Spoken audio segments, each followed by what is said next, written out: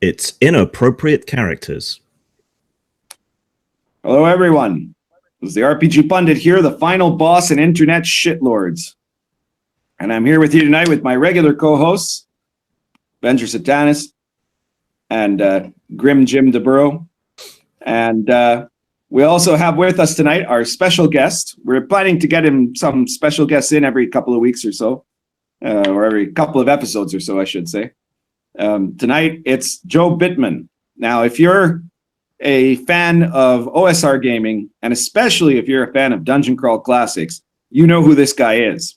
He's done the Dungeon Alphabet and the Monster Alphabet, and a large number of very... I didn't do the Dungeon Alphabet. What are you talking about? You didn't? You only did the Monster Alphabet? I only did the Monster Alphabet. Oh, I'm sorry. My mistake. He's done the Monster Alphabet. Okay. He's done a number of very interesting modules for DCC. And I've heard, Jobe, that you're working on a project for James Raggi now, but maybe we'll talk more about that in the interview segment. All right, definitely. So hey, everybody, let's lead off because, as usual, it's a huge surprise to us all. But apparently, Venger has to go early because his wife is making him. So remember, we need your Patreon dollars to convince Venger's wife to let him stay up late. Okay, your donations will help this poor bastard get to stay up later. Yeah. Give us what you can. That's the truth. That's it's the Venger Satanis Staying Up Later charity is what we're doing here. So please remember to contribute. All right, Venger, what have you got to talk to us about before you have to leave? Okay, yeah, you'd think I would have an easy time of it and all the time and energy in the world with 5 small children, but for some weird reason, I don't. You got 5 kids? Me too. Okay. I got 5 kids. What's that? I got 5 kids too. Oh, you do? What ages? Oh, yeah. Shit. You would ask me that. 6, 8, 10, 12, 13, and 15, and 14. Yeah. Do you get their names confused too? Because I do. No, not really. Oh, okay. and yet Jobe is staying up late. Look at that. What? Yeah, it's a real late 6 p.m. This is his first show. This is like my 11th. Yeah. We should note here that the way the time zones work out, Venger is here at it. For him, it's 7:30, right? For me, it's 9:30, and for Grim Jim, it's like almost 2 a.m. It's Sunday or it's Monday for you now, right? Yeah. Wow. Okay. Without further ado, before she bursts through the door and like holds me away, I'm just gonna rattle off a few different topics, and we'll take it from there. So my first one is everything Lovecraft now? Because Google must know me pretty well because they send me, when I go on the Google page before I can type in like RPG Pundit to go on his site, I get these like notifications or suggestions or whatever. And, like every third one, it's like Cthulhu something. There's a new game with Cthulhu in it, or someone has a fucking Lovecraft tattoo, or another board game or role-playing game or Cthulhu show. I mean, nobody loves Lovecraft and Cthulhu and the mythos more than me. But even I'm like, just enough. Like, just let's do something else for a while because I'm just. And Venger loved it so much that he started a religion, literally. So yeah. I'm technically, in some way, still, I guess, the high priest of the Cthulhu cult. But even I'm just like, you know what? I'm calling it quits. New shit with with Lovecraft's name on it or Cthulhu's name on it because it's too much. It's like Cthulhu, Trump, and D&D. Like all these news stories over and over and over and over again to the point where it's like, oh, there's some guy near your city that said Lovecraft in a conversation an hour ago. Do you want to read a story about that? Like, oh, fucking no. Just Google, leave me alone. I'm tired. Okay. I think you So got obviously something there. this- Trump, What's D&D, that? and Cthulhu. I think you got the start of an adventure or something there. Trump, D&D, and Cthulhu. Yeah. Right. I will help write that. If anyone wants to. Something that hasn't been way overdone, right? It's not something that people can't shut the fuck up about. Yeah. It's a hot topic, like D&D and What's Trump. popular media nowadays, right?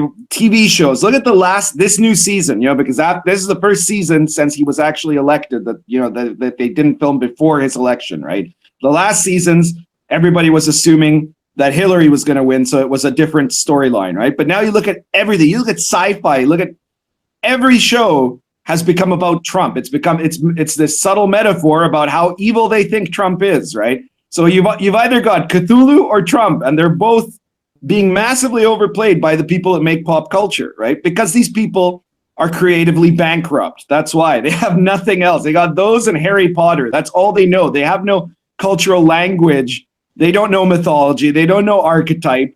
They don't know how to craft legend or myth. They can only make bad stories they learned in college about politics. So basically, the pundit just said that he wishes Hillary had won.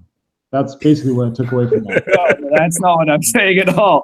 What I'm true. saying is, I underestimated the extent of the hysterical overreaction of the left at Trump having won. Yeah. People Like don't want nobody would have expected. I never would have guessed that almost 2 years later, there is still just as much, if not more, hysteria now. Yeah. Okay. So my next one is, so I just released a new PDF. So I just want to plug that quick. The short version is no one warps for free. The long version is alien ass, hydrogen gas, or cosmic grass. No one warps for free. It's a long ass title. So I just kind of shortened it. It's for Alpha Blue. Yeah, it's for Alpha Blue. It's possibly Got pulled back in one more time. because of my wife, the very, very last supplement for Alpha Blue. So definitely get that. It's as the pundit described it, it makes Machinations of the Space Princess look like fucking Disneyland. Challenge accepted. I've started a war here, but it's really funny because the three of us are all guys who've been seriously attacked by the would-be censors, right? But if you look at my stuff, sorry, You guys are all alt-right, right? no, not at all. Oh, I see what you did there. I see what you did. Drives us all Right. down into the But mire. you can say, I mean, two out of three of us have done stuff that's Jim is a little bit left of center. Just a Pundit little. all by himself over here on the right, lonely and afraid. I am part of the new Trump right, which is the movement that's winning. So I'm not all that lonely or afraid. But in any case, the really weird thing. If it hadn't glommed onto Trump, like I would have been okay with the anyone but Trump right people, like Mitt Romney or someone like that. I mean, he's not really my Those cup guys of tea. are neocon assholes. They're warmongers. I mean, they're not. I wouldn't be okay with them. They're the deep state. They're the guys that overthrow countries, right? It's not. Better the deep There's state that, and then there's the cultural libertarian populist right, which is, I think, way more pure. But anyway, my point was going to be that of the three of us, Okay, anyway, so of the What were three we of us, talking about? of the three of us, two of the three have done games that are actually, sexually themed, right? And I'm the one that hasn't. I'm the guy that makes games about medieval knights and the War of the Roses, right? Yeah. But now I think I've accidentally unleashed a turf war between Grim Jim and Venger here because they both do the same sort of stuff, and I've just said that Vengers is sleazier. So there's going to be a sleaze up here. come at me, bro. Oh, it's on. Okay, the last one is I finally got caught up over the weekend on the whole James Gunn thing. And from what I've seen of, it's something like 1,000 tweets that he deleted. And that, I don't know how many are offensive or of that nature where he's joking about pedophilia. When I first heard that, I'm like, did he just make jokes like, oh, a pedophile walks into a bar, but no, he's like, hey, this thing just happened, and it's like an 8-year-old peed on me, and then I had sex with him. It just like weird, like graphics. Yeah. So this one YouTuber, kind of, which maybe you watch him, Pundit, because I don't know if he's all right, but he's kind of like outs these social justice warriors, and he had some pieces I'm not all right. I want to clarify that, but anyway, carry on. He had kind of a theory, and I agree that I think James Gunn is maybe secretly a pedophile, or he's into that. I think these are like coded messages where maybe he's somehow unconsciously like trying to get caught, or wants people to know but not really know, because of course that would. I don't think so. I think he just has a twisted sense of humor. Maybe, but I know. I mean, like, there's humor you can do, and then there's. Why would you fixate? He has a fixation. I don't know if that fixation or that obsession. It's probably I don't know. I don't know about his real life, or if it's just like something like he is a provocateur. I don't know if he just wanted to get a reaction, and that's like the easiest way to get the reaction he was looking for on Twitter. But I don't know. We'll see what happens. But I'm not surprised now that Disney fired him. Just wants to piss people off. Maybe, but there's a chance there could be more. I mean, I don't know. Because 2 of you apparently have, between the 4 of us, we've got 10 kids. Let's put it that way. 2 cats. I know 3. And I've got 2 over here, 2 cats here. A dog. 2 cats. Yeah. So, but anyways, my point is that there's kind of 2 angles to this, right? Like I really have to wonder what parents who, because Disney fired this guy ultimately because it's Disney, right? Disney does not want anything associating Disney with, jokes about 8-year-olds being given blowjobs or something like that, right? That is not something Disney wants. So yeah, but like there's another point in this I think you're missing too. Is that it's like Guardians of the Galaxy being made by someone who does that, So what we saying? I think that sense of humor comes across in the Guardians of the Galaxy movies. I'm sure the next one's going to suck ass, but I mean, the one thing you're missing too is that forgot what my point was. What you think about that like conservative groups or conservative people or something are the ones that started this whole hubbub. So it's like, now, I don't know, the left got out, opened Pandora's box of like getting people fired over this like moral panic type of shit.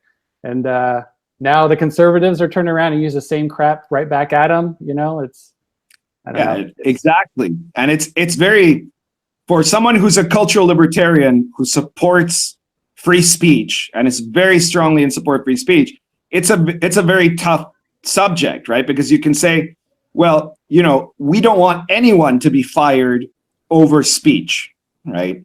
Which is different, for example, from what happened to Jessica Price, because she wasn't fired because she's a feminist or because she's a woman.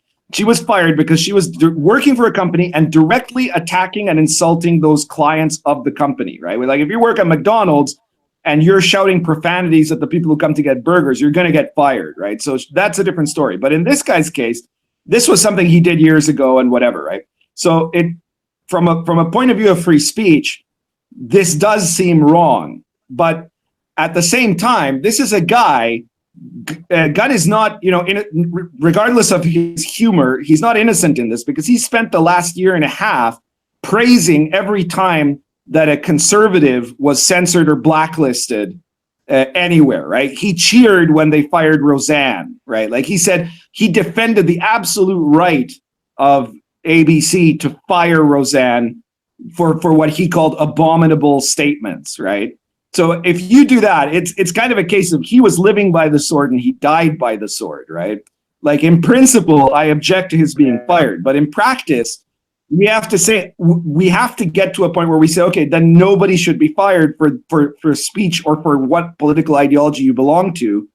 I agree with that. But if that's but if someone is being fired, then the right has to use that against the left just as much. We have to show how degenerate these fucks are and get them out because they're getting us out. It's a cultural war, right? They're trying to destroy their ideological enemies. And if we're going to try to be the better people and be the ones that are more noble and be the ones that stick to principles or something like that, then that means we're going in unarmed, right? We're not exposing them, and we're not demanding that they be treated to the standards that they have claimed for ages now that we be treated. And you've seen all over Twitter, all of these leftists in media, in Hollywood, in the gaming companies and everything, suddenly complaining. They're saying, well, hang on, it's not right when you do it. Only we're allowed to fire people. Only we're allowed to use social justice to get people blacklisted, right? And suddenly they're like, oh, no, we defend the right to fire people, but you can't fire a liberal because of something an alt-right Nazi exposed that the liberal did that was awful, you know? So, yeah, how do you react to that? I'm still trying to kind of figure out what the standard of, rules of war have to be if you're a free speech person. For me, I mean, I'm for free speech. So anybody who gets fired over some crap like this, I'm against. I don't care if they're on the left or right. Right. But if it's a guy that has been demanding that the free speech of others be stripped, it doesn't matter. Doesn't that create some kind of a mitigating circumstance there in the sense of saying, no, look, you made these rules and now you're dying by these rules? You can have a little bit of glee, I guess, but I don't know. It's tempting to get into your groups and bash other groups and stuff. But I don't know. I like to. I think things should be a little bit more evenly measured, and the same rules should apply to everybody. It doesn't matter what group you're in. Yeah, I wish they did. I wish that the lesson the left learns from this is stop fucking censoring us, It's the same for me. It's a matter of principle, what's the right thing, and you apply that, and it doesn't matter if the person's an arsehole. You still have to apply the same principle, the same set of rules to them as you would anyone else. I mean, you might not shed a tear when someone gets fired, but right, you can still point out that it's wrong, And I am on the left, and I think it's wrong whether it's whoever. I wouldn't have fired Jessica Price either, to be honest. That was on her own private time. You would say that she's got the business name in her profile or whatever else, and that means she's on the clock. But I think an asshole. she is just a horrible person. But wait a minute, let's put that in context. First, we all agree she's a horrible person. Perfect. Yeah. Okay. So the next thing is she was fired because she did a series of 27 tweets where she was explicitly talking about her work in developing Guild Wars 2. This wasn't some random thing she wrote somewhere and then suddenly someone jumped in on some tweet she'd made about cake and said, I have certain things to say about your game, right? She was talking about the game she was working on. And the guy who responded to her, Deroyer, he was super polite. He said nothing offensive. And she jumped on him like she has in the last decade against all gamers, against all male gamers especially, with her usual diatribe, right? So I mean, that's different. She was in the sense of a creative, someone who works as a creative for a company. She was on the clock. She was doing official tweets as the not game dev, as the writer for Guild Wars about Guild Wars when she did this. Right, the thread was the same thread. Yeah. But we just disagree on that. I think. When she got fired, I sent my resume into ArenaNet. Maybe they have an opening. They don't have it listed yet. They wrote me back. They're like, we don't have an opening right now. I was like, damn it. Oh well. I live in Seattle area. All right, so let's get back to RPGs though, and let's get to we've been neglecting our guest here. So Joe, first of all, if you want to give us any other kind of resume about what your gaming history is, or your writing history is, or whatever, besides what I already mentioned and incorrectly gave you credit for there, go right ahead. I think I started writing professionally, semi-professionally, and starting in 2008. So I'm up on a decade now of working in the RPG industry as a freelance writer and designer. Let's see, I worked for Wizards of the Coast. I did, some 4th edition stuff in Dungeon. I did the last free RPG Day module that Wizards ever released. I did that one. See, I did some Adventures League stuff for 5e, just one adventure. And then I've done some crap for Kobold Press. Lamentations I did. Towers 2, which I guess I don't know if you guys have read that one. There's a little bit of sexual content, I guess, in that one. But I didn't get lambasted over that like I thought I would. Luckily, I guess. Disappointed or happy? A little bit of both. I was kind of like, a nail biter, but I'm a huge fan of Guar, so I reached out to James Raji, who he didn't really know who I was at the time, but I was like, I want to finish this thing, and when I wrote it, he was like, oh shit, people are gonna go fucking ape shit about this. And then it came out, and like nobody really went crazy, but I'm not sure what that is. I honestly, I think I wrote a story game a long time ago too, and I used to hang out with a story game crowd. I think some of this, I think some of this. I wouldn't say I fit in, but where it was greeted with open arms. But I think some of the reason that I didn't get attacked over it is, I don't know. I think there's some of these like story gamer people are like like hacker type of people or something, or just people that are into the internet and like know how to like manipulate people. You know what I mean? Yeah. I don't know. Most of this like pure overloaded gaming stuff is manufactured. I think. Sorry, what did you say? Did they think you were one of the tribe? Is that what you mean? That they didn't go after you because they thought you were one of the story game crowd? I don't know. It could be. I mean, that's one thing I thought of, because I don't know why people didn't really attack me over Towers 2, because it's fucking awful. I mean, there's a rape table +4. Okay. Yeah, I mean, it's totally possible, because I mean, Grim Jim does a game that has, I don't know, that has titties in it, right? And they all claim that he's a rapist, right? But then you see these story games that have literal child sexual abuse and stuff like that. You have games like Made, or all these games that are full of just absolute degeneracy, story games. But those are perfectly fine, because the people who are writing it are the right people, the story games people, right?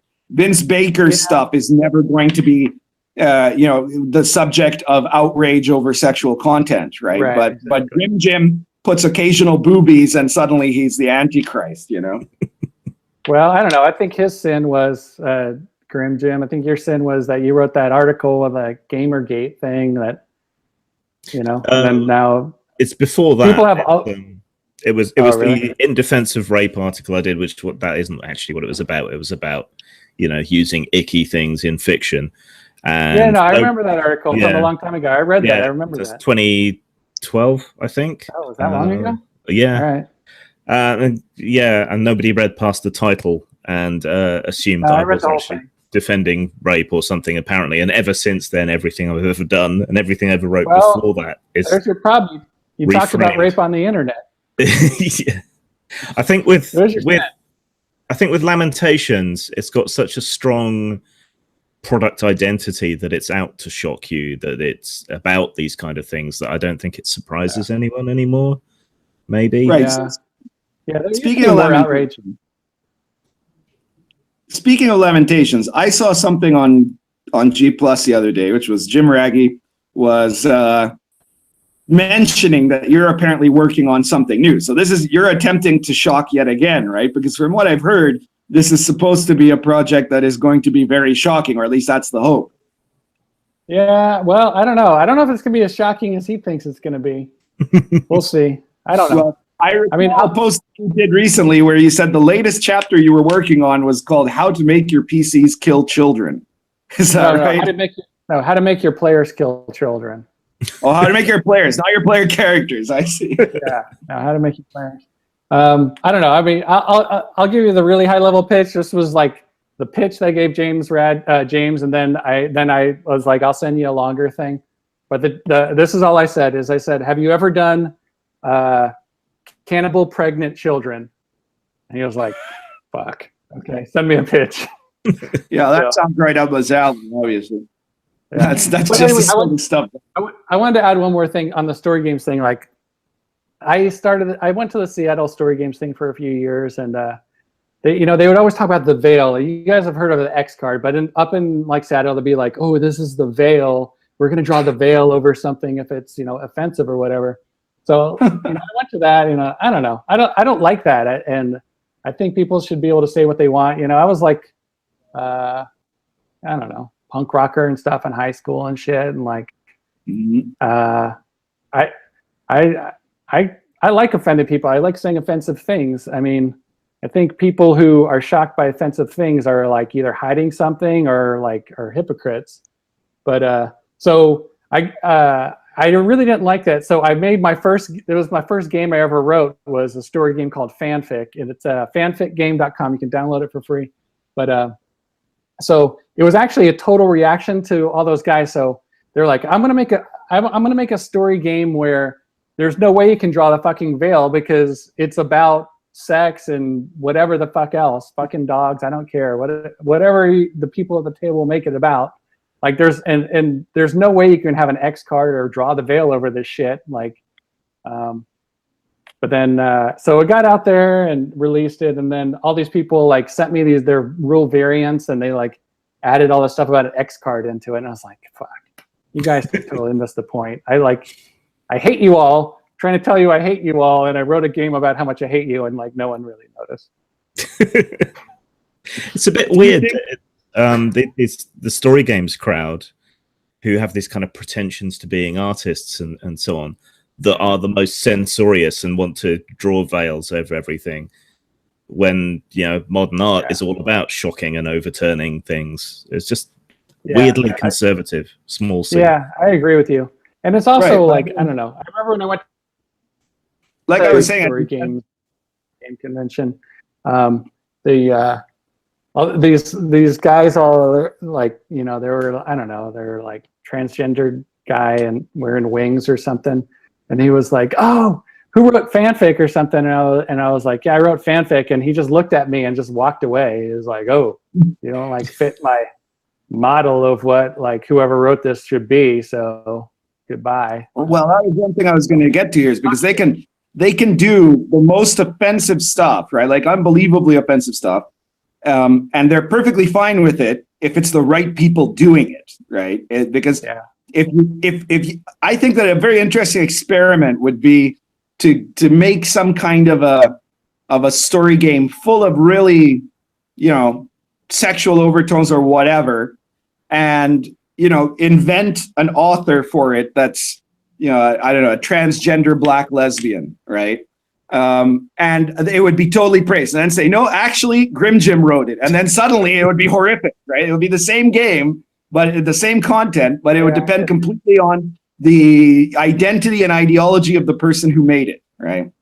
Which really means that in this day and age, to be offensive is not really about the content that you're making, but it's about basically the context in which it's being made, right? The medium has become the message in a very real sense, and that I think fundamentally, if you want to, because you can say, "Oh, I'm being super offensive," right? Like I don't know, like you get these story gamers or these art movies or whatever, but that they're made by the right identity group, and they're like, "Oh, look at how offensive we're being, haha, conservative Christians who have no power," right?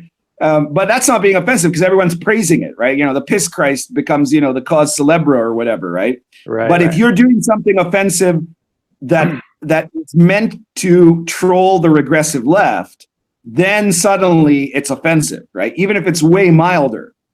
So ultimately, I think it proves the point that Mike Cernovich made at one point, which is that, being on the right is the new punk rock. Being the guy who is... that the most offensive thing you can do is say, look, I'm making this. This is why my games don't have, a bunch of sexual content. They don't have, really gory stuff. What they have is this kind of like ultra traditional stuff that comes from myth, from legend, from the seeds of not just Western civilization, because I did like Indian civilization too, that they're basically games that are completely, a child could read them and there would be nothing there that would be really, a child of a certain age anyway, that would be in any way inappropriate for them to read, but that they offend because because they are so unashamedly traditional, you know? Yeah. Okay, I guess I killed the conversation. Yeah, we're going on a tangent there. So I wanted to bring up another little topic here. It's just I assure you saw about this thing that happened with the Critical Role Yeah, D&D I saw stuff here, right? YouTube reality show, right? And I already did a video about it on my channel, so I'm not really gonna go into the whole details here. But to put it briefly for anyone who hasn't watched that video, there's this show, Critical Role. It's huge on YouTube. It's a show where paid actors, professional actors, are doing a kind of improv theater version of D&D, where they act very exaggerated and dramatic, and everybody watches it. And it's supposed to be about D&D, but it's really about the drama that they generate in the story that they're creating in this kind of improv activity, right? And then something went horribly wrong in the last week's show by a combination of accident, misunderstanding, and bad dice rolls. One of the player characters actually died, right? And there's this huge uproar of people, of viewers who now very clearly don't care about the game. They're not even interested in watching a game. That's not what they're doing. They're watching a show that's vaguely D&D themed. And as soon as it became too game-like, they got pissed off at Matt Mercer, the DM of the show and the whole production, because it was too much like a game and not enough like a TV show. But now I want to add one thing I didn't put in the video, which is that apparently some of the people on Tumblr have been accusing Matt Mercer of being homophobic because the character that died is LGBT, which means, first of all, watch out, any of you gamers. If you're a DM and you kill a character and that character is LGBT, you're a homophobe now. And second, I'm pretty sure that like 5 out of 6 of those player characters are somewhere on the LGBTQ spectrum, right? So it's like, how the hell did he have a chance, right? There's a 5 in 6 chance that he was going to kill a gay character, It's nuts, right? Like, this is there any way to defend this? Like, 'cause Matt Mercer also is the huge virtue signaler, right? And they're calling him a homophobe because he didn't kill, because the game killed. He didn't want the character to die, right? It just happened. And now the response is, this is homophobia, right? Like, we have no community with these people. These are nothing to do with D&D gaming, right? Like, I can't imagine any gamer who was, anybody who's actually a D&D gamer and who is LGBT would think that's anything other than asinine, I would hope. Yeah, you would hope. I don't know. It sounds like fringe elements saying that stuff. I mean, I don't know. There's people that get a lot of attention and make a lot of noise. I really don't think those people reflect the opinions of most gamers or just most people in general. But they're a small group, but they're very influential beyond their numbers, to the point that Matthew Mercer apologized for the character's death. Really? I don't know. Yeah, I would never apologize for something like that, because you're like, once you start playing the game of what the people want you to play, then you've already lost. Yeah. I mean, it's not necessarily true that this automatically means that they're not gamers, because people play in different ways. Some people don't like to kill characters. Not everyone grew up on the same quite brutal versions of D&D and so on that we probably did, or Rollmaster or Traveller, where sometimes you wouldn't even get out of character creation alive.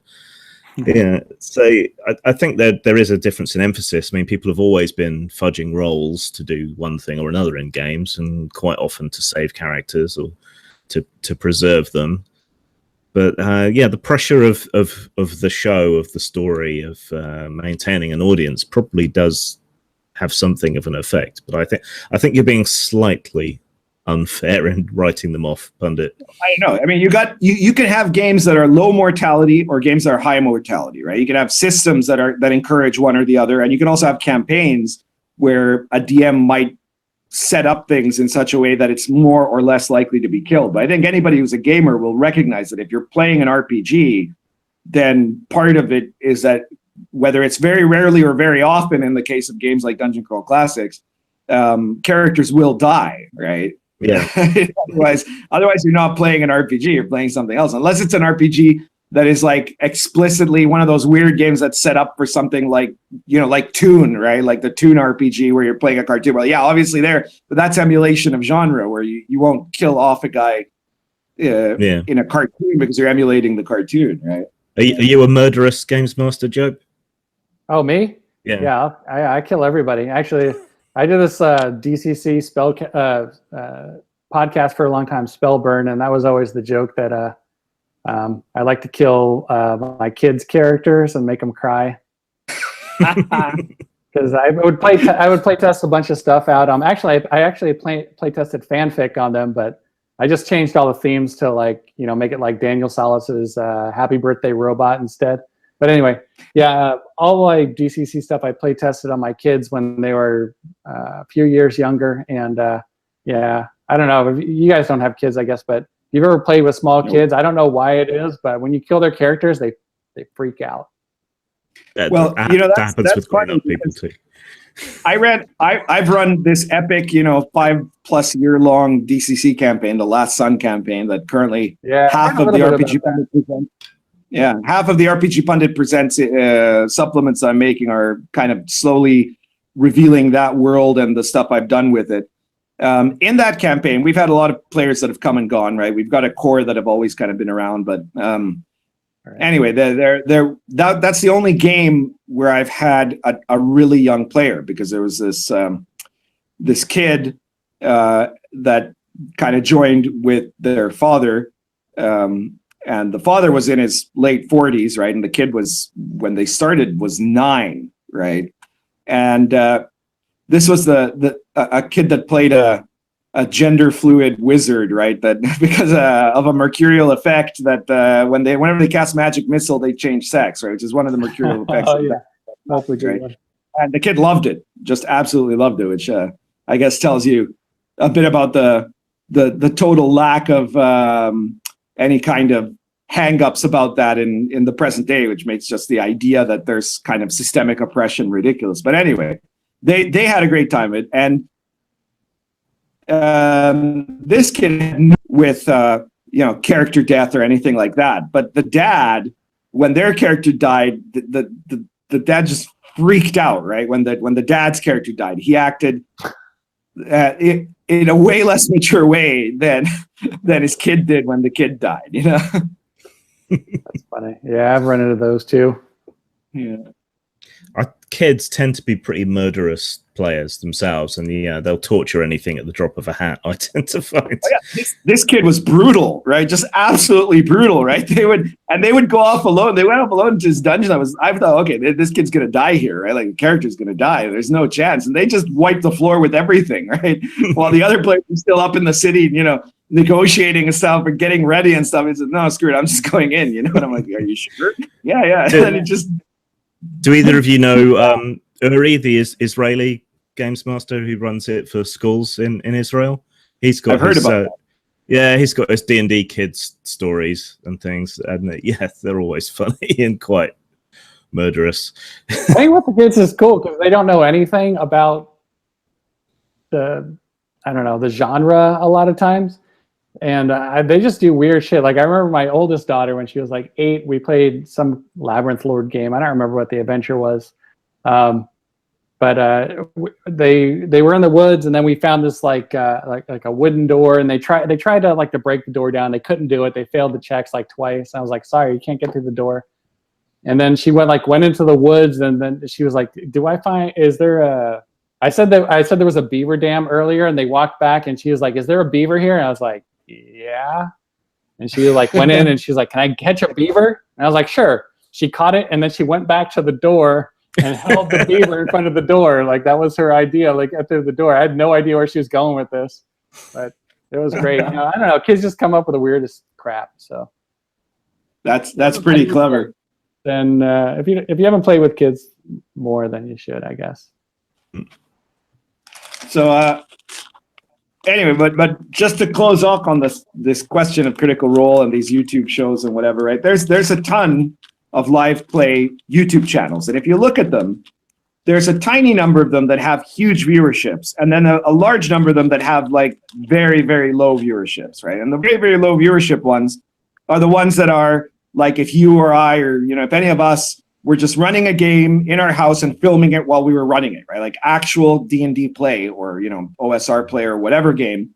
And nobody watches that, right? And then all the ones that have huge viewership, so the ones that have this set and everybody on it are actors or voice actors, and they've all been clearly trained in improv theater, right? And I've done some theater stuff, and you can see these guys using all the techniques of improv theater and using these kind of exaggerated emotional reactions to things, as, you know, to add, they're doing stage acting as they game, right? So I'm not saying that necessarily that the game that they're running, that they're not actually using the rules, or that they've scripted everything beforehand, right? But that what they're doing is using the rules of D&D to a certain extent, and adding to that a whole bunch of improv acting techniques to make it more about the acting and not really about the game. And that's the stuff that appeals to the YouTube viewership, not people just actually playing D&D in the normal way. And I think it worries me too that you might end up with a whole bunch of people who do get drawn in, because people say, well, yeah, but people start playing D&D from this. Sure, yeah, they do. And that's good. But I think a lot of them also are going to kind of get disappointed if they start playing D&D and discover that it's not like being in a YouTube show, you know, like that the way it actually plays is different from how it looks like on TV. I think it's good if there's more players coming in, but it's always good if there's more players coming in. It becomes bad if big companies like Hasbro start working on D&D as if it was a lifestyle brand and not a game, and start making their primary audience people who don't actually play but who want to be connected to D&D as a lifestyle brand, right? Because I mean, we're seeing that now in pop culture. I think it's a little bit of a stretch to be worried about that. I mean, I don't give a crap. Just like, either play the game or don't play the game or go away. I don't care. Example with the comics industry, right? Like there's currently a new show now. I think it's on YouTube Red. I'm not 100% sure. A Marvel show, Marvel Comics, making this show, right? That is called Eating the Universe, right? And what it is it's a cooking show, right? And they're cooking stuff and occasionally mentioning the Submariner or something like that, right? Or Captain America, or whatever, right? But it's basically a cooking show, right? So somebody who's never ever been interested in reading a comic, but, you know, wants to see a diverse cast cooking and occasionally mention, hey, isn't Thor cool, or whatever, or wouldn't it be great if Thor was a girl, or something like that, right?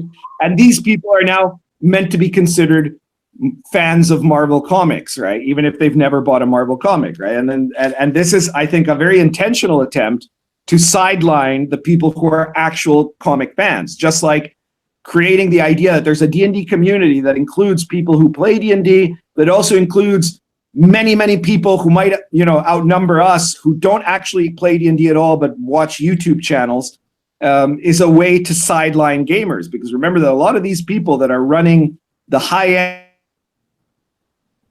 Oh, he's cut out. You there? Oh man, Like contempt for. Oh, there we go. You're back. We lost you, man. What did you say? Oh, I was saying that they have, that these people that run the high end of the RPG industry, a lot of them have absolute contempt for us as regular gamers, right? I mean, look at Jessica Price, for example. She ran Paizo for who knows how long, and she clearly has utter contempt for gamers, right? Their goal is to replace us. Yeah, I don't know. Maybe. I don't know that you can do that in the gaming industry in a way that you might be able to in other industries, because it's just so much of it is DIY, and no matter what you put in your books, people are always going to, you know, play it a different way. They're going to, you know, find a way to play. It's our advantage. Yeah, it's what gives us an advantage over comics or video games in this sort of situation. But they can still, you know, if they use the community, the morality of the community as a way to say, well, you know, for the sake of the community, we have to get the distribution methods like OBS to censor people like, you know, Jobe or Grim Jim, because it's harmful to the community for these guys to sell their books. That's how they're going to try to stop people that they don't like, you know. So I don't know, but you know, happened already. They've tried already, and they're going to keep trying. I've listened to you guys on the show, or mostly you, Pundit, talking about like the Seattle crowd and Seattle morals and stuff. But I live up here and I actually know a lot of these people, like, or gamed with them or seen them around and stuff. And I don't know, it's interesting being on this side of it. I mean, like, let's see, in the 4E days, I went to Gen Con and I got, since I wrote something for Dragon, I got to be in like this big thing for all the freelancers. There's like 100 people there or something, 80 people. And we got to ask questions of Jeremy Crawford and Chris Perkins, and I don't remember who the hell else was up there. But with the question I asked, they said something about, I don't know, inclusivity or something. It was like 2012 maybe. Right. And so I was like, so I raised my hand. I was like, I had my note. I wish I had my notepad with me right now. I got a bunch of like note things everywhere. But I was like, I said, I was like, so we can write gay characters into our adventures now?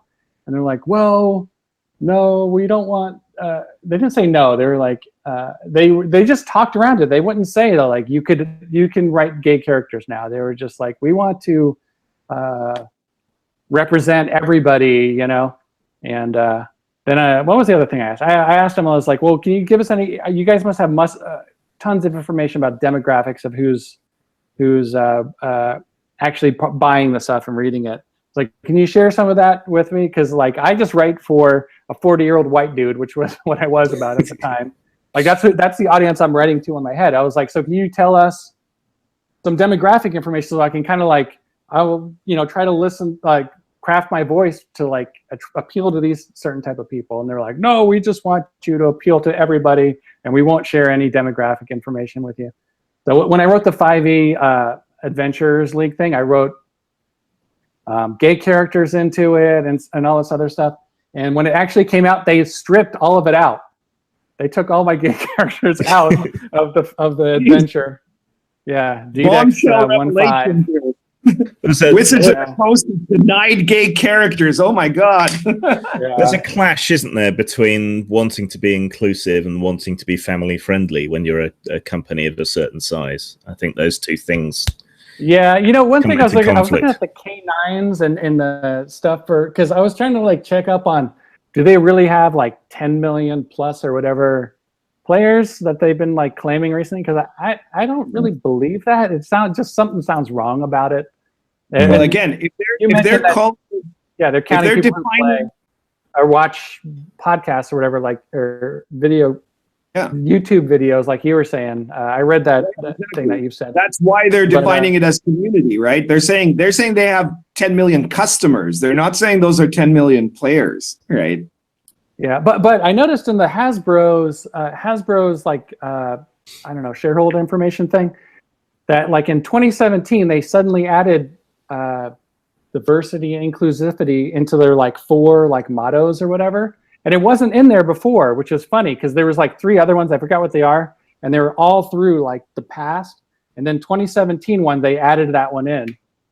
So the reason I was thinking about that though is because it was like, is Wizards like going out there, and the guy, the few designers that are left there, are they like going out and like, oh, we're going to be on the vanguard of this? Or they, my impression is that they're like a bunch of like cowering dudes that are like hanging on to the last like vestiges of D&D, and they want to be the last guys that are still working on D&D, and finally their corporate overlords told them it was okay to do, so then they, now they started doing it. I do wish they would release the demographic marketing information, because they did just before 3rd edition. That was made public, and that is the only benchmark we've got for the industry at all that's publicly available to anyone. The only people that could afford to do that kind of customer survey, and that's nearly 20 years out of date. It's not helpful anymore. Anyway, they wouldn't even tell the freelancers. So. Yeah. From what I've seen of Wizards, there's very clearly kind of 2 different groups there. You have the guys that are there because it's the job, or because they like game design and stuff like that. And I would include Mike Merles in that, right? And then you have people who are there who have a very clear ideological agenda, right? And the to me, I'm pretty clear. It seems pretty clear if you look at the guy's Twitter feed that the guy behind that is Jeremy Crawford. Is who? Sorry, You said Jeremy Crawford. Yeah, but you said the guy. What are you talking about? I'm not following you. The one that is behind the kind of pushing the ideological agenda into D&D. That's Jeremy Crawford. If you look at his Twitter feed, you can see it. He's the true believer in there, right? And I know he's not the true believer. Perkins is pretty much in the same vein. I don't know. Mike Merle's told people he wants to fire them from D&D from being gatekeepers.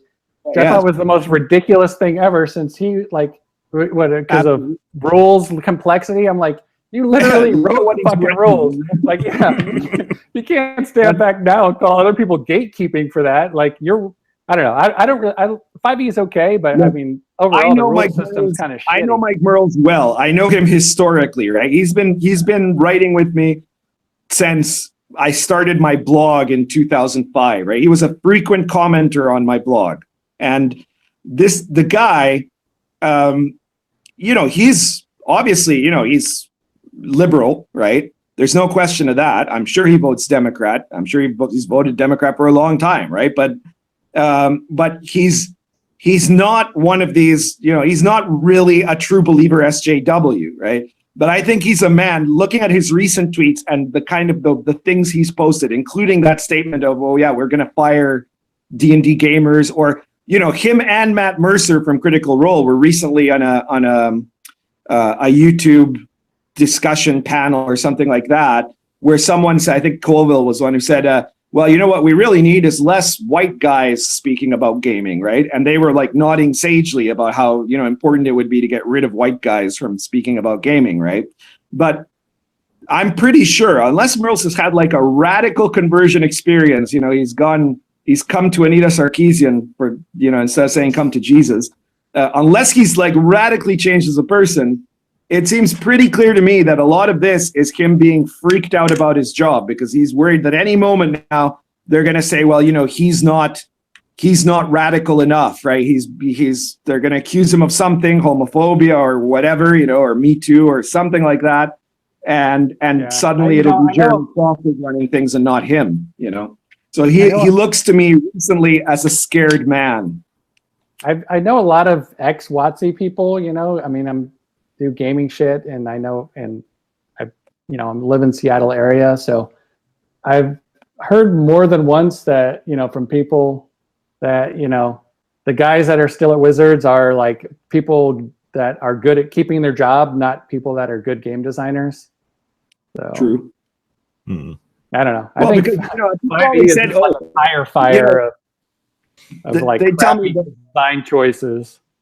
Yeah, well, they tell people accuse me, you're just mad at Wizards because they didn't hire you after consulting for 5e. Well, no, that's totally wrong, because obviously getting to help design an edition of 5th edition was something that was interesting enough for me to want to do it, right? But I had no desire and no fantasy that I would work for Wizards, because writing stuff for Wizards is you're working under a set of corporate guidelines, right? The product that you make is not going to ever be the cutting edge of anything. It's not going to be the cutting edge of creativity, right? And if you're a creative, designer, like I think all three of us are, and Benjer too, if his wife would let him, are people who want to make stuff that is, kind of in different ways on the cutting edge. And you can't do that at Wizards. This D&D fired from D&D thing that Mike said was because he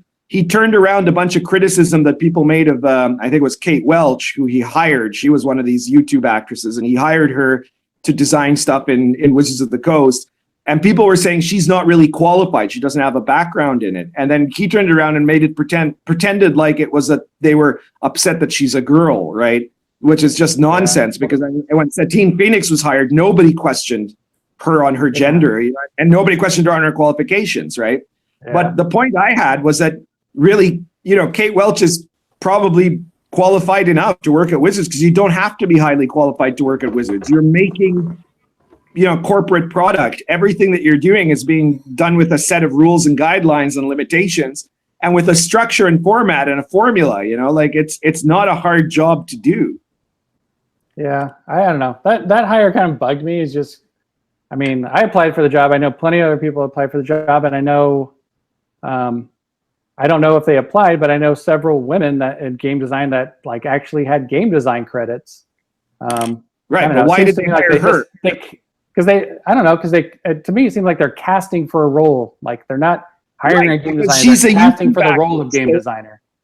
Yeah, they hired a YouTube actress from a popular YouTube live play, right? And she's geek attractive, and she's a good actress, and she's a good figure an image to put on the Wizards of the Coast website. So she would have been good community manager. I mean, that's why Team Phoenix didn't get any flack. I think but. Absolutely. All right. Plus, Grim Jim, any cool. subject? Sorry. I was just going to touch on kind of obliquely the whole fuss over the new She-Ra cartoon. Oh. I don't know if you've been following that, but I think it's Netflix is bringing out a new one, and there's been a mild kerfuffle online over the redesign of the character, because she's now very androgynous and boyish and so on. I didn't want to dwell too much on that, because that's the argument follows through the same way that these things always happen. They change some old beloved property, people get upset, the people who are upset get accused of misogyny and racism and homophobia or whatever else. Well, what I thought I'd do is use the opportunity to point out to people that if you go and look for the background for He-Man and She-Ra and all the rest of it, the whole series Bible about Eternia and so on, it's actually really good, and it reads like a kind of gonzo fantasy D&D setting from sword and sorcery, right? tail end of the 70s or something. It's like several of the key characters are astronauts who got stranded there and then adapted into the society, things like that. It is available online. I'll see if I can find it quickly. Yeah, if you go to he-man.org, the whole series Bible is on there. It's like 50 pages. Fairly spaced out, but it's ripe for stealing ideas and things for a D&D or an OSR campaign, and it's actually really surprisingly good for a toy advert. So it's wild, right? Because it was made. It's one of these shows from the 80s that was made exclusively to sell toys. But you're right. I mean, it's when you look at it kind of objectively, it's a badass sword and sorcery setting, right? Yeah, and there's just all kinds of good stuff and ideas and things that were never really tapped into in the series, and it's well worth everyone's while to go and read through it, I think. There was a He-Man RPG, wasn't there? No, it wasn't really an RPG. It was called a He-Man RPG, but it was more like a board game. It was pretty bad. Yeah. So about as bad as the Dallas RPG that there was then. I haven't played that one. I play all my children all the time, though. That one's good. Yeah. Really? That one's working. Yeah, it's the 80s were a strange time. All right, you got any questions for me? I thought you said you were going to interview me or something. More questions? I've got one. I've got one more question for you. All right, go ahead, Grim. You go ahead with the. So, when we were talking briefly earlier about rules, you said you didn't particularly rate D&D's rules, yet you've written for D&D and the OSR and stuff. Are there any rule sets that particularly stand out to you that are something you do really like? Is there a system that's really clicked for you when playing? Sure. I mean, obviously I like DCC RPG a lot. It's got a lot of problems, but on the whole, it's really good. Probably one of my favorite ones to run. Yeah. Recently I've been playing a lot of Lamentations, but, and that's okay. I mean, it's like BX or whatever. Yeah. But, I mean, it still has a lot of the weaknesses of D&D. It's like playing a fighter is no fun. They made it even, it's even less fun. It's like, you're 9th level fighter and you get +9 or whatever to your attacks. Like, so you just always hit. There's like there's hardly any chance of you not hitting when you're higher level and stuff, So it's like, I don't know. Anyway, I like Lamentations. I like DCC. I play a bunch of other systems too. Metamorphosis Alpha and Paranoia, and I played Cyborg Commando at GaryCon this year, and that was really good. My wife actually won we played in the tournament. My wife actually won the tournament and got all this cool shit. She got an original Jeff D illustration for one of the modules and the box set and the entire novelization series. Nice score. Crazy. Have you, Joe? Have you read Lion and Dragon? I have not read Lion and Dragon yet. It sounds interesting. I liked Dark Albion. I picked that up on Goblin Emporium. So I don't know. I mean, the one thing I didn't like about it is that you abstracted like a lot of the history and like made it generic and like it's so close like to being. If you just did the real history, I would have loved it more. But I thought it was a really good book. That's my one criticism of it. But the history of England is very, in the period that you're actually playing is pretty accurate. But then the further away you go from England and the further back you go in time, the more mythical it becomes. Yeah. But actually, my question was because it relates to the question I'm going to ask you now. Okay. Because if you haven't read Lion and Dragon, you don't. I haven't, but you know what? I've sent you so much free shit now. You should send me a fucking copy. Well, I'll see what I can do. The difference between you and me, though, is that I don't know. Maybe you don't have the right to. Maybe you've just been sending it to me on your own dime or something like that, right? But I don't. I'm not a self-publisher, right? I don't ever publish. I don't have a publishing company, right? I always work with other publishers, right? And so it's kind of up to them what and who they send to, right? But anyways, my question that I was going to ask you is this, because like myself and like Venger and totally unlike Grimm, you're a guy who has a certain interest in occultism, right? And Venger, we know, he's on the the flaky end of occultism, like he thinks Cthulhu is real. But from what I saw one thing that you did, which was actually the first video I ever made for my YouTube channel. Yeah, is a review of your Bone Divination for Game Masters product, right? Which you sent my way, and I was in my context, right? Like I haven't incorporated a ton of my interest in occultism into RPGs, with the exception that. Like in Lion and Dragon, the all of the magic system is completely replaced. The one big difference in L&D from the standard kind of D&D rule set, which is that there's no Vancian magic, and instead all the magic is based directly on stuff taken out of grimoiric sources from the Middle Ages, right? So it's all grimoire magic, right? It's like actual rituals that they did, some of which are quite, amusing in some certain ways, and I made it. I gamified it enough that it works and whatever, right? So I wanted to know how much your interest in occultism has in some way influenced your design work, right? In adventures. I don't think you've made a rule set, but in the stuff you write. Sure. Actually, all of that I'm channeling into this new book that I'm working on for Lamentations. I haven't signed a contract or anything. It might never come out, but I've been taking way too fucking long to get as far as I have right now. But I've been playtesting at a couple cons this year, North Texas and GaryCon. So it's coalescing a little bit better. But yeah, basically all my occultism is kind of being channeled into this book. It's going to be a book of practice. Using RPG, like using role-playing games and like in a group. So, and that's why it's taken me so long, because I thought I knew something about the occultism, and the deeper I go into it and trying to work on stuff is like I feel like I don't know anything. So. And what kind of source material are you using from like real world occultism in the product? If you can answer that, I guess you can because you're not under contract.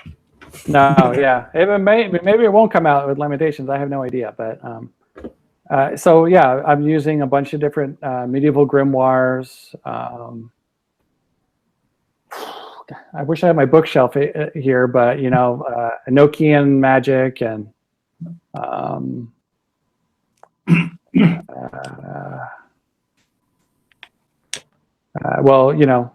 divination, Sangoma, Moody, and just kind of trying to weave all this stuff together. Basically, conceit is like in the 80s, I got interested in D&D because they told me at church that I could gain all these dark powers, and then I got the books, and it was just a complex game, make believe. So I've spent the last 3 decades rectifying that, pursuing true occult power, and I'm now ready to merge together my love of the occult and of role-playing games and make a real actual game that will give you dark powers. Interesting. So, well, that sounds like it'll be worth examining, and I guess you'll have to see if you can convince Raggy to send a review copy. We'll see what I think about it from the occult perspective. Yeah, you probably won't like it. I actually, if you check your email, I emailed you years ago, and I was like, "What do you think about why hasn't anyone made a game that does this?" And you're like, "Terrible idea. Don't do it." You remember that? Really? Yeah. Look, it's like the first email I ever sent you. So you should go back. Just look for my email. Take a look. I'll have to take a look at that. I do have an interest in the occult, but it's purely academic. I don't believe any of it. And I did write that book for OSR/Lamentations on the Goetia. So, oh, yeah. What book was that? It's under Chronicle City on RPG Now. Oh, I'm not familiar with that. I have to check it out. Yeah. So yeah. All right then. Is there anything you want to ask us, Jobe? Yeah. I don't know. I think I asked you a lot of shit over the time here. I want to ask a question of RPG Pundit. Yep. Can I see your face? 2 seconds. I'm going to see your face for 2 seconds. Well, see, I'd like to, but I've already explained to the other two guys we've got this kind of deal that if our Patreon funding reaches like $1,000 a month, then I'll show my face. That's never going to happen. For like 2 seconds. Well, thanks for the vote of confidence there. Well, can you tell us about your face? Can you look in a mirror and tell us about it? Are you horribly disfigured? No, I'm not horribly disfigured. Are you handsome? I want to maintain a certain level of anonymity. That's all. Do you have any facial hair? I do. I have a beard. Okay. Color are your eyes? All right, this is getting weird. Never mind. Yeah, really. I don't remember that email you sent me ages ago, but I'm starting to wonder, is this guy a stalker? You know? Creepiest game of Guess Who ever. we should probably wrap up in a minute. Right? Just to touch on this, right? Like, I'm really not in any position in my professional life or something like that where I could be, they couldn't fire me from something or something like that, right? The people that don't like me. But that some of these guys, like, I mean, when I consulted on 5e, people sent me literal death threats, like literally, right? Like they were saying, and I'm not, because people say this, but I didn't really make a big deal out of it because I know that it doesn't mean anything, right? But there was all kinds of what you could call harassment or what have you, and it's really more about the fact that, based on how obsessed some people have been about me, because there are people who have people who I don't even know, right? People for whom, I banned from the RPG site, or I made some comment once on a forum or something like that. And they've been obsessed with me for years ever since. And I don't even remember who they are, right? Like for them, it was a defining moment in their RPG community life. And for me, it was Tuesday, right? And I've seen the depths to which these guys will go to try to somehow get me or something like that. And what I want to do is make sure that this doesn't extend to my friends and family, right? So the way I see it, the less people focus on me as a person and, on who I am behind the mask or what have you, then the less likely it's going to be that people I actually, care about are going to end up somehow getting harassed by these people, because that happens. I mean, Jim, they went after your dad, from what I recall, right? I mean, so these are ruthless people, right? And it's not anything that I'm worried about, that's something that they could hurt me, but that they could in some way distress people that matter to me, right? Yeah. Well, Plus, it really winds them up, doesn't it, that you won't show your face? Sorry? It really winds them up that you won't show your face. It does.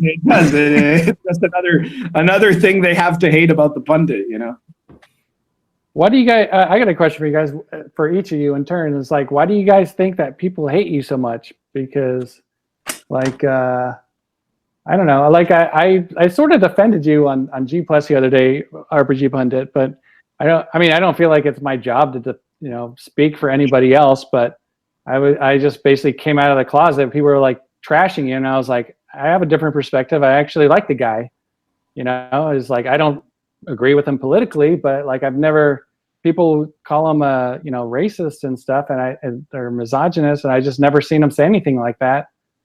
And then people kind of went off on me, and then I was like, well, I was like, I'll reevaluate my impression of the guy. Just send me any kind of link right now that he said something sexist or misogynist, and they couldn't do it. They sent me Baby Gates thing or something. I was like, well, that's the guy's opinion, It was like, what did I say? The person was it was like a transgender person or something. But I was like, someone who's who's conservative can no more change their political compass than you could change how you feel about your birth gender or whatever, or what you consider your gender, opposed to your natal gender or whatever. Shall I answer I don't know. So yeah. So why do you guys think that people hate you so much?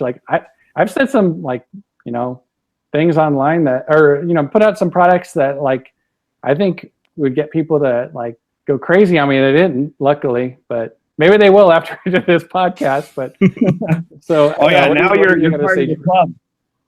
Okay. I don't really know what I've done to upset them so much, to be honest. I only have the kind of vaguest notion, really, when I think about it. I mean, on paper, I should be pretty much in with these kinds of people, really, because I'm not exactly a full-on traditionalist role player in the way Pundit is, but I'm not completely a full-on story gamer either. I fall somewhere in the middle, but I have sympathies that way. I'm very much on the left, but I think that may be part of the problem, because I'm much more of an old school leftist than whatever they are now. And I see a lot of what they're doing as being a betrayal of left-wing values. When they're pro-censorship, when traditionally that has been very much the ground of the left to move towards liberalizing and opening things up. So I call them on their horse shit, which is probably part of it. And so many people have got this attitude hardwired in from that article I wrote, or from one time I lost my temper with a transgender person who was harassing me and said some nasty things, which I later apologized for, but apologies don't count for anything. So there's there's those two things which seem to taint me forever in the eyes of a lot of these people. I see myself as a man of principle, so I stick up for people, even if I don't agree with them, like Pundit, like Zach, other figures like that. I try and figure out what I think is right and defend that. And that puts me at odds with people. But then I think everything is just so polarized now that any even slight disagreement over anything can get you shit canned and called a Nazi and whatever else. I mean, I'm no fan of Trump's at all. And yet a bunch of people went off on me just because I said, well, I don't like Trump at all, but come on, he's not a Nazi, really. He's not a fascist. Come on, get some sense of proportion. And that was enough for a bunch of people to stop talking to me. So who knows? I don't know. Answers in the comments, please, people. Well, I'll say, first of all, I'll say, I agree that it's not, you don't have to be, it shouldn't be anyone's job to have to defend me, but I appreciate that you did, mainly because I get a ton of emails or messages, private messages from a bunch of people who are gamers, some of whom are also game designers, who I'm not going to burn here publicly, right? But that are well-known game designers who, contact me and they say, you know what, I totally agree with the stuff you're saying about this or about that, right? And you're very brave for saying it, in public, right? And I say, well, yeah, but you could say it too if you agree, and the world won't end. On the contrary, it'll make it easier for everyone, right? The more people that actually speak out, the less challenging it is to be the one that speaks out, right? But it's so hard. It takes so much goddamn time. Most of them don't want to dive into that because they know the backlash that they're going to get from this crowd, right? Yeah. As to why they hate me, well, in the first place, I don't really mind if people hate me for things I actually say, right? Like anybody's got a right to hate me if they don't like stuff I've said about gaming or stuff I've said about politics or something like that. And in fact, I think it's a really good sign if the right people hate you, right? Like if the right crowd of people really despise you, it means you're doing something right. And you're also probably being effective at doing it, right? Like there are all these guys that come and criticize me and say, well, you think you're so important, but you're totally irrelevant. And they're coming onto my blog and my YouTube channel and my forum and saying that about how irrelevant I am and saying it over and over again because they're desperate for it to be true and they know it isn't, right? But what really pisses me off is when people just blatantly lie about me, right? About things I don't actually believe and claim that I believe them, or things I've never actually said and claim that I've said it. And then they end up promoting these lies and these lies get to other people, right? I had some guy the other day who said, well, that I had followed them on Twitter or something, and they said, I don't like what you stand for. And I'm like, well, do you know what I stand for? Did you just hear about it somewhere? Because, you might be very confused about it, right? It just drives me nuts, for example, that people who are, gay or transgender think, and I'm sure I can understand part of the thought process that if they know that, I am now on the right, because my problem with the left is exactly the same problem Grimm has. And I spent most of my adult life identifying as part of the left. I was pro Bill Clinton in the 1990s. I didn't leave the left. The left abandoned me. But the thing is that then, these people who are LGBT have been convinced by other people. I mean, some of them might be bad actors who actually know that this isn't true and then say it anyways.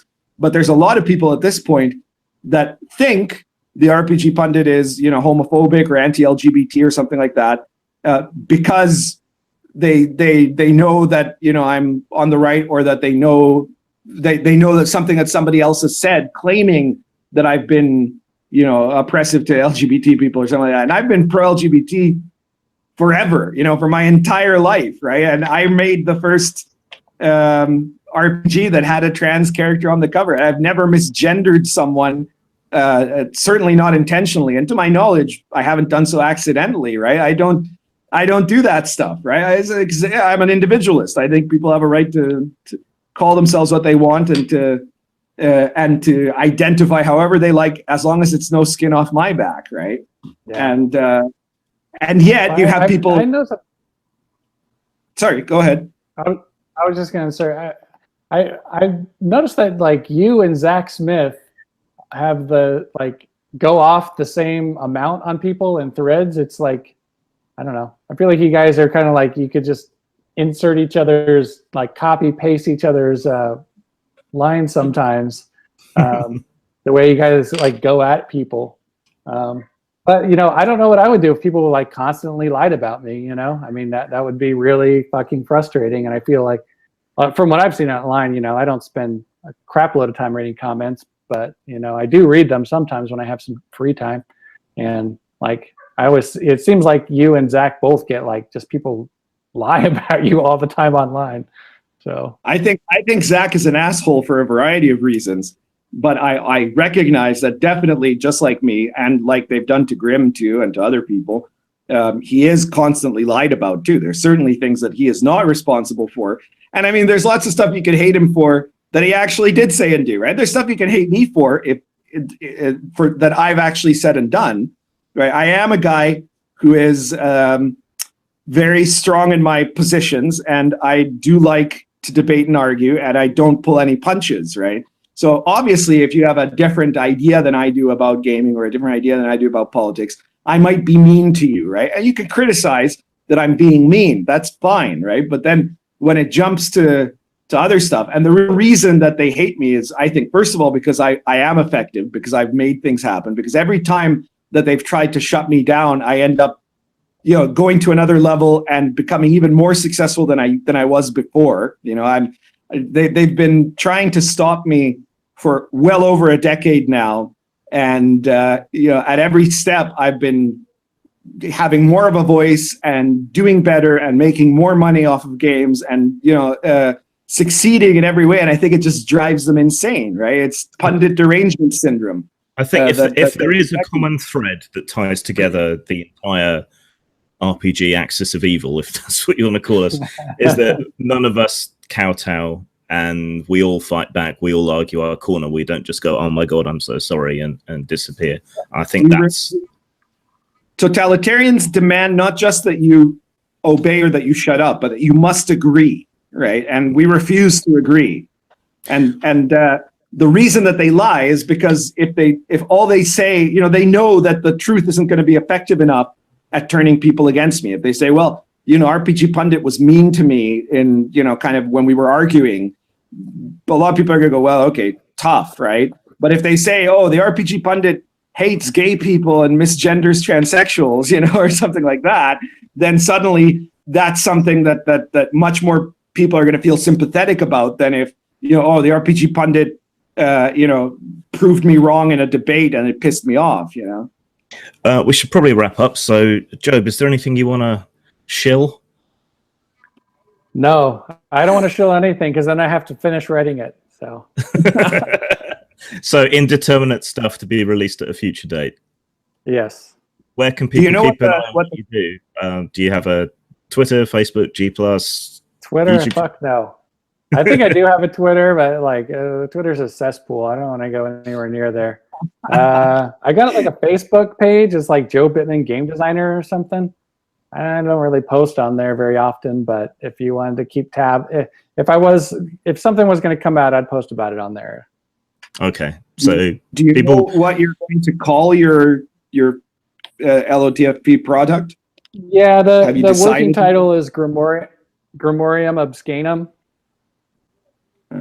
Okay. So we'll see. It's going to be kind of like a laid out like a grimoire. I'm hoping on a medieval grimoire. We'll see. Cool. And I should also say the guy that I've been there's an artist I've been working with on it is Benjamin Mara. I don't know if you guys heard. He's like an underground comic artist, but he's going to be doing some art for it. So he did a couple pieces like for the pitch at the very beginning, and I think he's kind of waiting for me to actually finish it before he does any more. So hopefully that comes out. But if you want to check out his art, it's benjaminmara.com, I think. Let me just double check. He's done some really awesome stuff. MARRA.com. Sorry, can you give that again? Shit. No, is the answer. Okay, it's Ben. Oh, fuck, I don't have my. Wait, I do have my glasses. Okay, here we go. Huzzah. It's Benjamin, BenjaminMarra.com. Cool. Right. Anyway, he's got some really awesome stuff. You should check him out. Blades and Lasers and Night Business, and I got a bunch of his books. I'm a big fan. Brad. Cool. So thank you very much for joining us, for being the first ever guest on Inappropriate Characters. Oh, yeah, it was your first video product review. Now I'm your first guest. That's Who's the stalker now? Who's the stalker now? Well, we hope Thanks that you you're guys going to for do it again sometime. Yeah, definitely. I had a great time. Thanks for having me, guys. I appreciate it. Anytime. No, not at all. I've got a little. See people are sharpening their pitchforks and show up at my front door or not, but Yeah, we'll see what the reaction is. You put yourself out there now. You've been identified as one of the intellectual dark web of the RPG scene. Spoiler alert, I don't give a fuck. All right. That's the right attitude. So I do have one little thing to pitch before we close, is that next weekend I'm going to be appearing on the Geek Gab YouTube show, the talk show. At the same time, I guess I'm scheduled in with Jeffro Johnson, who is a lot more conservative than I am. And we're going to be talking about Appendix N and D&D Gate and a bunch of other stuff. So if people want even more pundit, you can check me out there. And it should be very interesting. Daddy Warpig's going to be there too. And yeah, it's going to be cool. Cool. You can subscribe to all our YouTube channels and stuff. Information should be below this video. And I guess on that note, goodbye, everybody. Hang on. Support us on Patreon. Subscribe. True.